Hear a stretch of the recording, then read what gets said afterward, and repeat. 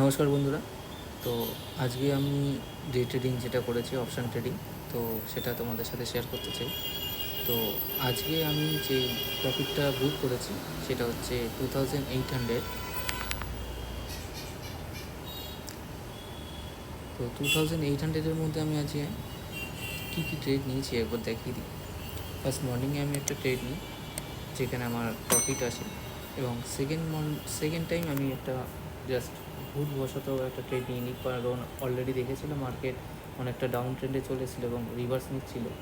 তো সেখানে আমার একটা স্টপ লস খায়, তো যেখানে আমার টোটাল সকালের মর্নিংয়ের প্রফিটটাই ওটা ক্লোজড হয়ে যায়।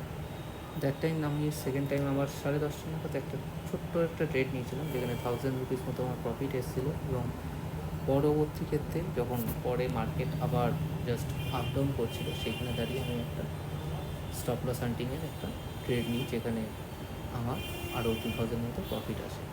তো টোটাল যদি আমি দেখাই তো আমার 2800 রুপিস মতো প্রফিট হয়। তো একবার দেখি কি সেই জায়গাগুলো কোথায়। ফার্স্ট হচ্ছে এই ট্রেড লাইনটা যেটা আমি এখানে ড্র করেছিলাম, এটা প্রিভিয়াসলি একটা রেঞ্জের মধ্যে মার্কেট ঘুরছে। তো সেখানকার ট্রেড লাইনটা যখন আজকে ব্রেক করেছিল তো সকালবেলা, তো সেখানে দাঁড়িয়ে আমি এখানে ট্রেডটা নিই। এখান থেকে আমি ট্রেডটাতে প্রফিট করি, এবং এই রিভার্সাল ট্রেডে আমার যে স্টপ লসটা, একটা বড় স্টপ লস আমার এখানে রিটার্ন হয়, যেখানে আবার এখানে আমি ট্রেড নিয়েছিলাম এবং এই স্টপ লসটা আমার হিট করে। তো সেকেন্ড ট্রেড যে ট্রেডটা হয় সেটা আমার এখানে লসটা হয়, এবং থার্ড ট্রেড যেটা হয় সেটা আমি মার্কেট যখন এখান থেকে মুভমেন্ট থেকে যখন আস্তে আস্তে রেঞ্জ ওয়াইজ মার্কেট উপরে উঠছে, তো আমি এইখানে একটা কল সাইডের ট্রেড নিই এবং এখানে আমার একটা প্রফিট হয়। তো আজকের মতো আমি এখানেই ট্রেড শেষ করে দিয়েছিলাম।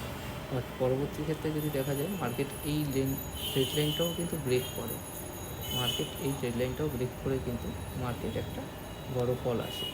তো আমি আর এটাকে ক্যাপচার করিনি, রিজন ওভার ট্রেডিং না করাই বেটার। অলরেডি আমি প্রফিটেবল ছিলাম।